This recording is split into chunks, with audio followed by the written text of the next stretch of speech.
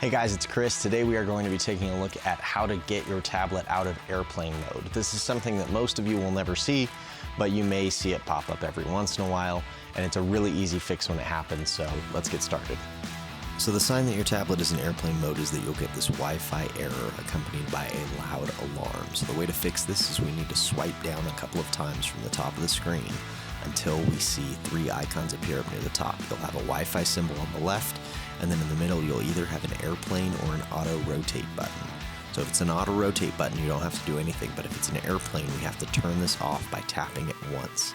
And then in both cases, we have to then go tap the Wi-Fi icon once to turn it on.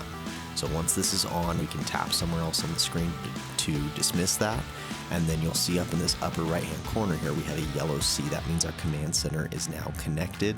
And then we can also double check that by going into the command center settings in the yellow settings app.